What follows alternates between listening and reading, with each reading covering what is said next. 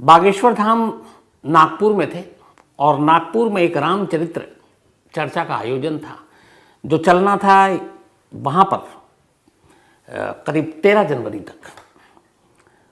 तो 5 जनवरी से शुरू हुआ था यह आयोजन नागपुर में और वहाँ पे बागेश्वर धाम को 13 जनवरी तक रहना था और इसी में उनका दिव्य दरबार भी लगना था। लेकिन अचानक कहते हैं, इल्ज़ाम ये है कि 13 जनवरी से पहले ही 2 दिन पहले 11 जनवरी को 2 दिन पहले इस रामचरित्र चर्चा को बागेश्वर धाम ने ख़त्म कर दिया और नागपुर से वो निकल पड़े। अब यहीं से इस बाबा की चर्चा और विवाद की शुरुआत होती है।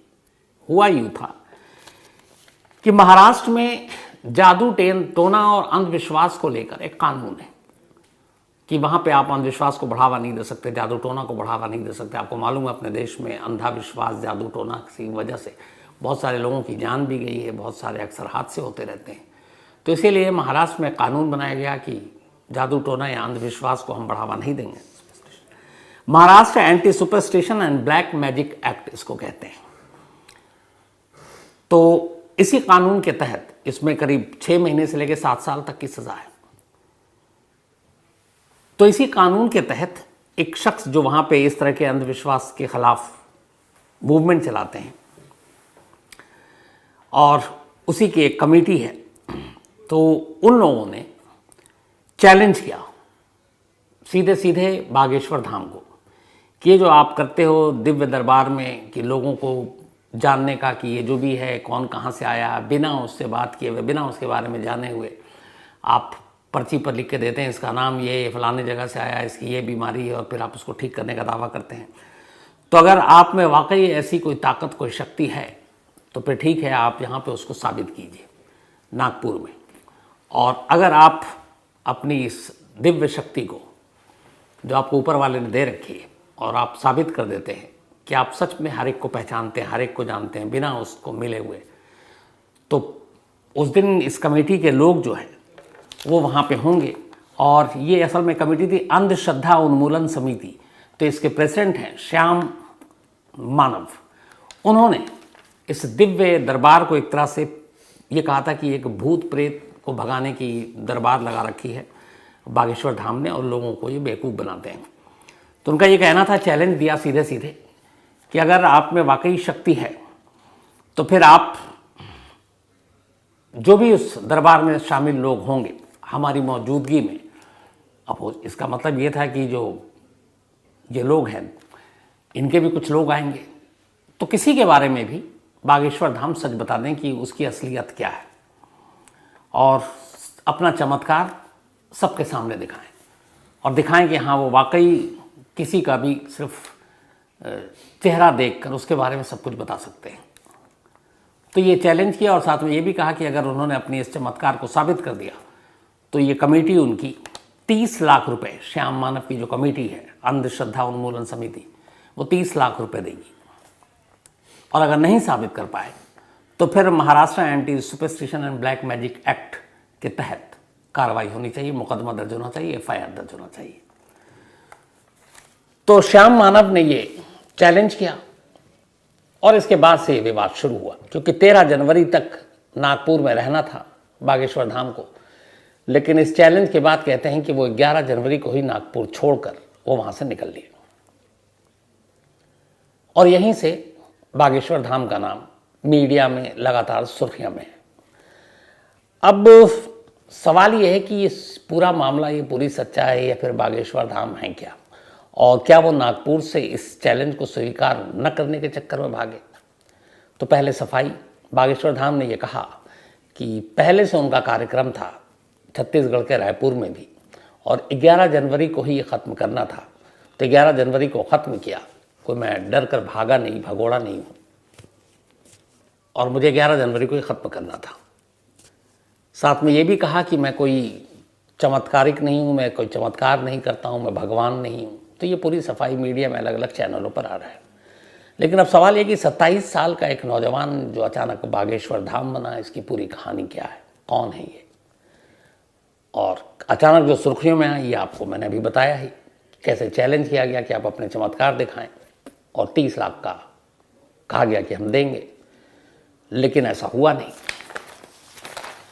तब बागेश्वर धाम या फिर धीरेन्द्र शास्त्री, इनकी पूरी कहानी क्या है? तो असल में बागेश्वर धाम जो है ये मध्य प्रदेश के छतरपुर ज़िले में एक इलाका है गढ़ा, और उसी गढ़े में, अब इस छतरपुर या फिर गढ़ा आप मध्य प्रदेश में शायद वैसे ना समझें, एक और आसान तरीका समझने का वो ये है कि इसी मध्य प्रदेश में और इसी छतरपुर में एक जगह है खजुराहो, आपने नाम सुना होगा, हिस्टोरिकल प्लेस है। तो जो छतरपुर है उसी में खजुराहो भी आता है, और उसी में आता है गढ़ा, और इसी गढ़े में ये एक असल में बुंदेलखंड का ये इलाका है, और बुंदेलखंड के अंदर ही ये छतरपुर आता है, जो बागेश्वर धाम जहाँ पर है। बट ये बागेश्वर धाम शुरू से वहाँ पर नहीं था। इस गढ़ा गांव में असल में एक पहाड़ी हुआ करती थी, और वहाँ पर एक पहाड़ी थी और एक शंकर जी की मूर्ति लगी हुई थी। लेकिन जहाँ पे ये पहाड़ी और शंकर जी की मूर्ति थी, वहीं पे बराबर में ही, उस पहाड़ी के बराबर में गांव वालों ने एक तरह से एक शमशान भी बना रखा था। और उस पहाड़ी के करीब जब भी गांव या आसपास के लोगों में किसी की मौत होती, तो उसी शंकर जी की मूर्ति और पहाड़ी के करीब उस शमशान में ले जाकर अंतिम संस्कार किया करते। तो कई लोग इसी वजह से, चूँकि अंतिम संस्कार होता था, तो उसे मरघट की पहाड़ी भी कहा करते थे उस जगह को। और जहाँ पे अंतिम संस्कार या शमशान होता है उसके इर्द गिर्द बहुत सारे लोग भी होते हैं। और ये जो पूरा बेल्ट है बुंदेलखंड का, यहाँ पे अक्सर जादू टोना, ये छोटे छोटे गाँव में ये सारी चीज़ें वहाँ बहुत पुराने ज़माने से चली आ रही है। लोग, उनके पास इतने पैसे नहीं हैं, डॉक्टर भी ज़्यादातर वहीं पे झोला छाप रहते हैं। छोटे मोटी बीमारियों के लिए इलाज करा लिया तो ठीक, वरना फिर बाबा या फिर जो जादू टोना करने वाले हैं उनके पास ये लोग जाते हैं उम्मीदों से कि बीमारी ठीक कर देंगे, परेशानी दूर कर देंगे, गरीबी दूर कर देंगे। तो वहाँ पे ये अक्सर इस मरघट पहाड़ी के पास ऐसे बहुत सारे लोग जादू टोना भी किया करते थे। धीरे धीरे वक्त बीता, फिर ये जो अपने बागेश्वर धाम यानी कि धीरेन्द्र शास्त्री हैं, इनके दादाजी ने उसी पहाड़ी के पास एक बालाजी यानी हनुमान की मूर्ति लगाई, और फिर वहीं पे एक छोटा सा मंदिर बनाया। अब उस मंदिर में पूजा शुरू, और धीरेन्द्र शास्त्री के दादा जो है वो वहाँ पे बाकायदा पूजा पाठ किया करते थे, और उन्हें दादा गुरु भी कहा जाता था। तो वहीं से इस एक तरह से बागेश्वर धाम की बुनियाद पड़ी, उस मरघट पहाड़ी के करीब गढ़ा इलाके में, जो खंडवा के छतरपुर में आता है। फिर धीरे धीरे वक्त बीता, धीरेन्द्र शास्त्री के दादा की मौत हो गई। उनके पिता जो है वो किसान थे, खेती बाड़ी किया करते थे। धीरेन्द्र शास्त्री बड़े हुए तो फिर पढ़ाई लिखाई, करीब कहते हैं 12वीं तक पढ़ाई लिखाई की। 12वीं तक पढ़ाई लिखाई करने के बाद फिर वो भी इसी मरघट पहाड़ी की तरफ रुख करते हैं, जहाँ दादा ने ये मंदिर बनाया, हनुमान जी की मूर्ति लगाई, और उसी जगह पर अब ये एक बागेश्वर धाम धीरे धीरे एक तरह से कहें तो सामने आता है। लेकिन शुरुआत में इस सब किसी का ध्यान नहीं गया, बागेश्वर धाम की तरफ नहीं, धीरेन्द्र शास्त्री की तरफ भी नहीं। फिर कहते हैं कि जब ये बागेश्वर धाम की बुनियाद रखी गई और दादा के बाद जब धीरेन्द्र शास्त्री ने इसकी कमान संभाली, तो उस वक्त वहाँ के लोकल मीडिया को बुलाया गया था, और ये रिकॉर्ड पर है। और लोकल मीडिया को बुलाकर कहा गया था कि बागेश्वर धाम है और यहाँ बहुत सारे चमत्कार होते हैं। तो लोकल मीडिया के लोग गए वहाँ पर, तो पूछा गया क्या क्या चमत्कार होता है। तो एक ये बताया गया था कि इस मंदिर में अगर कोई बल्ब लगाए तो बल्ब फूट जाता है, टूट जाता है। कुछ लोगों के इंटरेस्ट की चीज़ें थी, बाकी लोगों ने इसे छोड़ दिया। फिर लोकल मीडिया में कुछ कुछ खबरें छपी, उसके बाद नेशनल मीडिया ने भी इंटरेस्ट दिखाया नहीं। आपको पता है अपने यहाँ बाबाओं की कहानियों की तो बाढ़ रहती है, भरी रहती है। तो शुरुआत में किसी का ध्यान इस बागेश्वर धाम की तरफ गया ही नहीं, न धीरेन्द्र शास्त्री की तरफ गया। धीरे धीरे वक्त बीता, अब छोटी मोटी लोकल मीडिया में धीरेन्द्र शास्त्री की चमत्कार की कहानी आती रही। हालांकि वो एक कथावाचक के तौर पर इस मंदिर में कथा सुनाया करते हैं। फिर इसके बाद मीडिया में इतना कुछ हुआ नहीं, तो सोशल मीडिया जब धीरे धीरे बढ़ने लगी, तब धीरेन्द्र शास्त्री ने सोशल मीडिया का सहारा लिया। और इसके बाद सोशल मीडिया पे जब वो आए तो फिर उस अपने चमत्कार और बागेश्वर धाम की जब चीज़ें वीडियो डालने लगे, तो फिर थोड़ी थोड़ी सुर्खियाँ मिलनी शुरू हुई।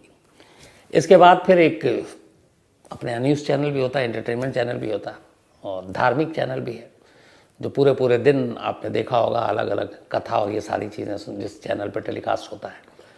तो ऐसे ही एक चैनल के साथ 2-3 सालों तक बागेश्वर धाम की इस कथा को और बाकी वहाँ पे जो सारी चीज़ें होती है उसको टेलीकास्ट किया गया। तो वहाँ से थोड़ा और ये पॉपुलर हुआ। फिर इसके बाद यूट्यूब चैनल, सोशल मीडिया पर अलग अलग तस्वीरें, वीडियो, लाइव कथा, लाइव चमत्कार, वो वैसी तस्वीरें जब आनी शुरू हुई तो फिर ये और मशहूर हुआ।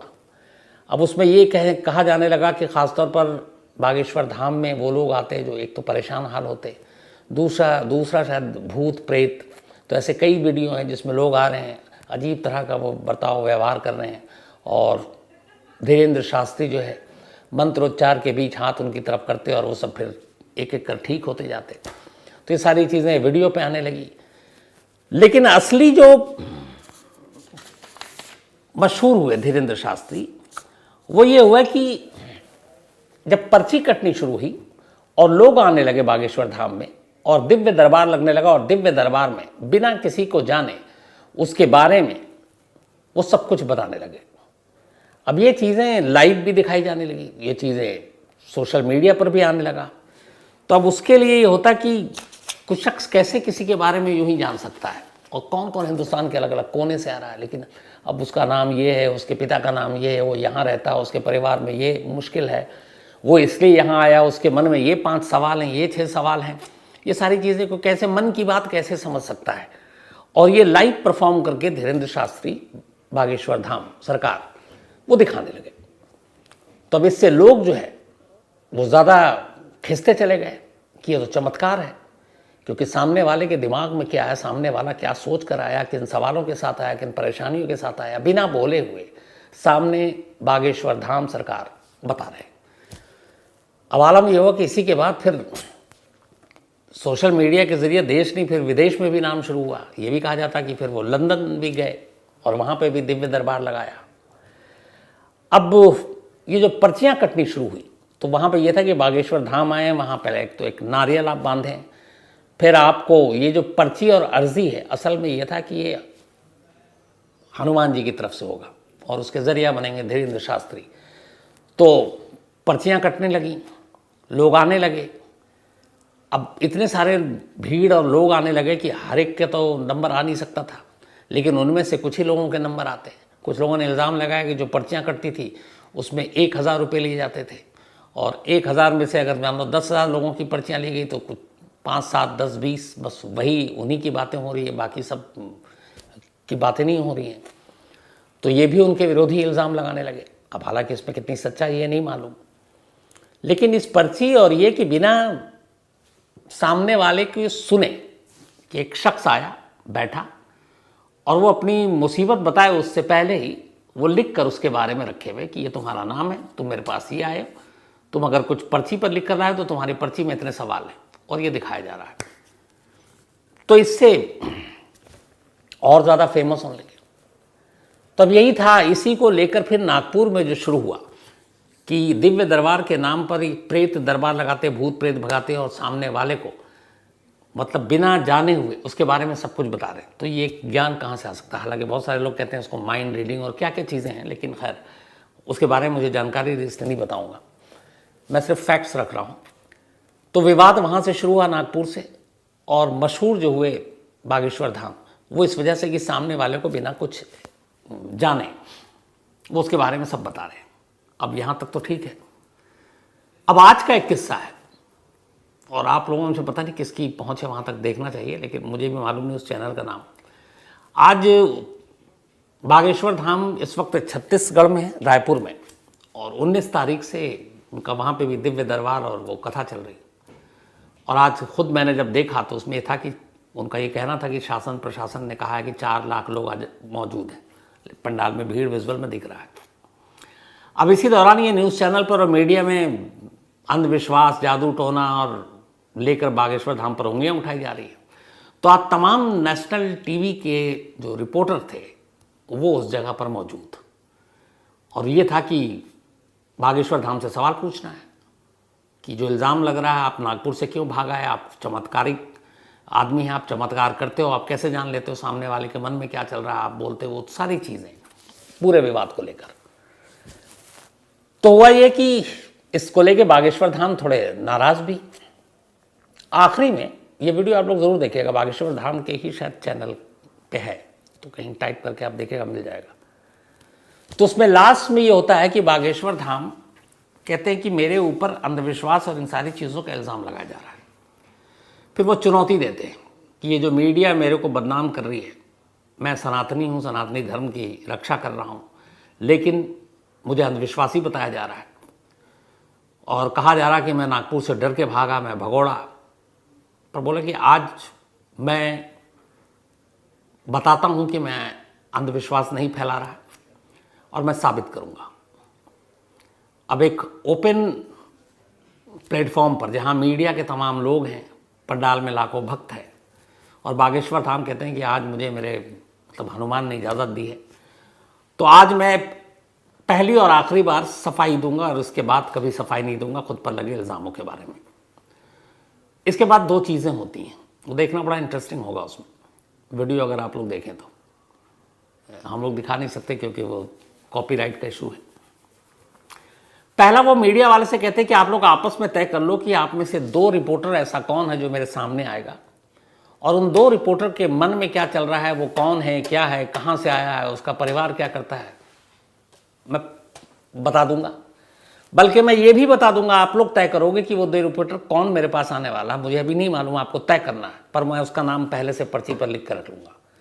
यानी कि जब तक आप तय करोगे, मुझे पता है पहले से कि इस सारे मीडिया की जो भीड़ है वहाँ पे करीब 30-40 चैनल के जो रिपोर्टर थे, शायद ज़्यादा हों, तो उनमें से 2 कौन आएगा, ये जो 30-40 आपस में तय करेंगे, वो मुझे पहले से मालूम है और मैंने पेपर में लिख लिया।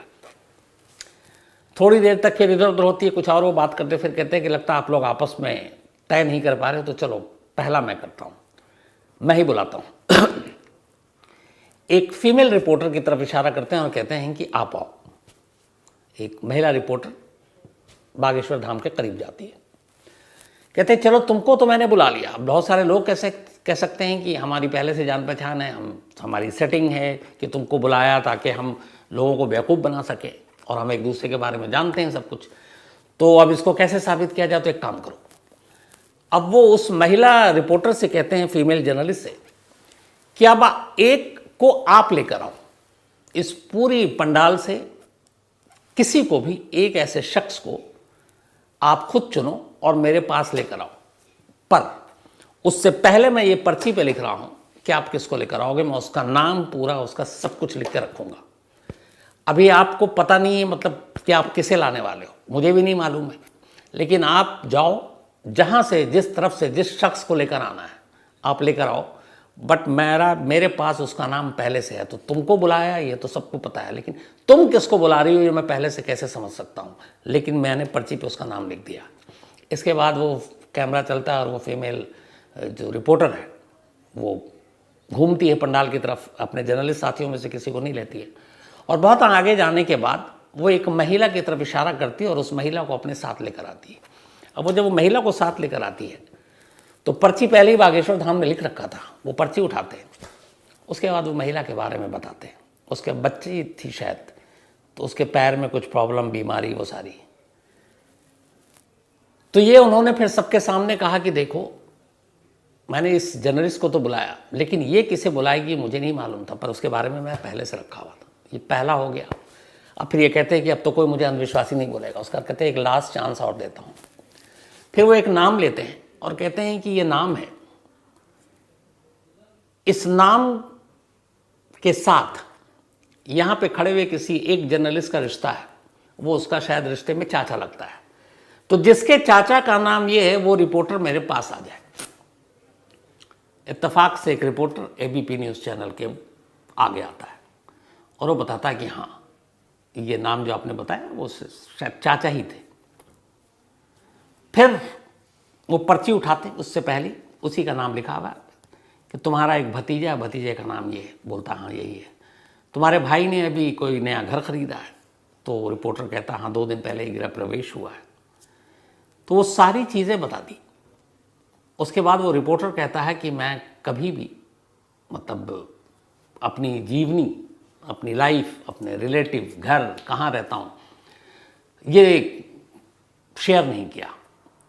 लेकिन बागेश्वर धाम को सब पता, और वो कहता जो भी कहा सब सच कहा। अब इसके बाद वो कहते अच्छा तुमको एक सवाल पूछने का मौका देता हूँ। हालांकि यहाँ पे उस रिपोर्टर ने थोड़ी गलती कर दी। उसने सवाल खुद के बारे में ही पूछ लिया। उसने कहा कि मैं अपने मीडिया के पेशे में और कितना बेहतर कर सकता हूँ, कैसे कर सकता हूँ, ये बताइए। जबकि उसको सवाल बाबा से ही रिलेटेड कुछ पूछना चाहिए था। खैर, इस पर बागेश्वर धाम ने कहा कि तुम्हारी उन्नति, तरक्की होगी, प्रमोशन होगा, ये सारी चीज़ें। फिर 2 मंत्र लिख के दिया कि ये मंत्र पढ़ना और बेहतर करोगे। और फिर अचानक सबसे जो